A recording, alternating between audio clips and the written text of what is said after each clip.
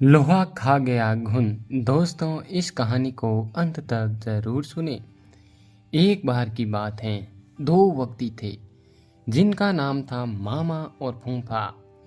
मामा और फूफा दोनों व्यापार करते थे। दोनों व्यापार में सहभागी थे।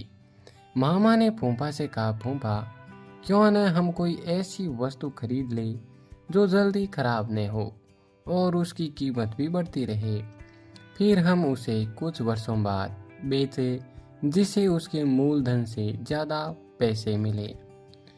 फूफा ने कहा, ठीक है मामा, तुम्हारी बात तो सही है, पर हम खरीदे क्या? उन्होंने आपस में राय मशवरा किया और लोहा खरीदने का निर्णय लिया।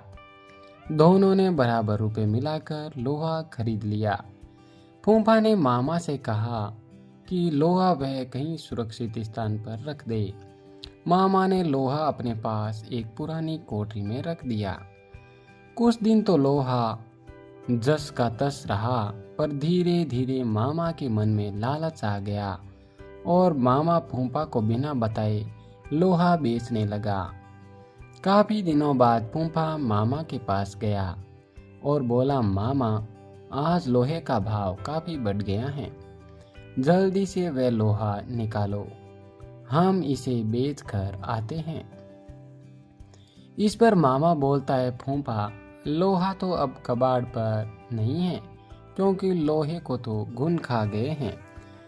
फूफा समझ गया कि मामा ने उसके साथ धोखा किया है और उसे बिना बताए सारा का सारा लोहा बेच दिया है। अब फूफा को क्रोध आ गया।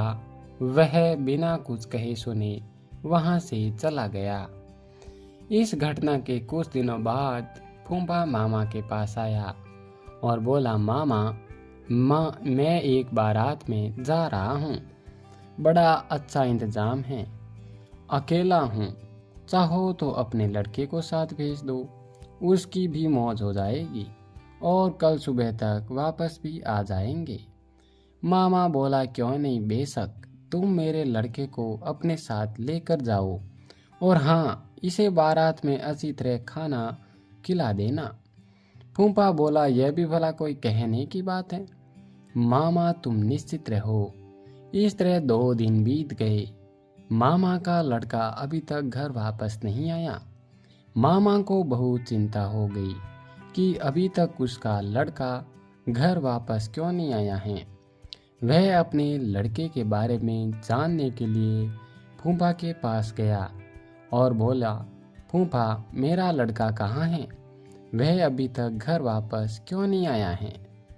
फूफा ने कहा, क्या बताऊं मामा, रास्ते में एक चील तुम्हारे लड़के को उठाकर ले गई। मामा बोला, यह कैसे हो सकता है भला? कोई चील 12 साल के लड़के को उठाकर ले जा सकती है? सीधी तरह मेरा लड़का मुझे वापस करो, नहीं तो मैं राजा भीम के पास जाऊंगा। फूफा बोला, ठीक है मामा, चलो राजा जी के पास, चलो अब यही न्याय करेंगे। मामला वहां के राजा भीम के सामने पेश हुआ।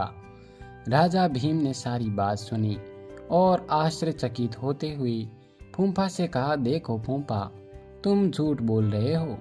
भला कोई चील 12 वर्ष के लड़के को उठाकर अपने पंजों से आसमान में ले जा सकती हैं? इस पर फूफा ने उत्तर दिया, क्या कहूँ, कथावली सुनो राजा भीम। लोहा को घुन खाए तो लड़का ले गया चील। इस पर राजा भीम सब समझ गए और उन्होंने मामा को आज्ञा दी कि वह फूफा का लोहा वापस कर दे, और फूफा को कहा कि वह लड़के को मामा के पास पहुंचा दे। दोस्तों, अगर ये कहानी पसंद आई तो इसे लाइक, शेयर एंड सब्सक्राइब करें, और ऐसी ही कहानियाँ देखने के लिए अन्नू स्टोरी चैनल को सब्सक्राइब जरूर करें। धन्यवाद।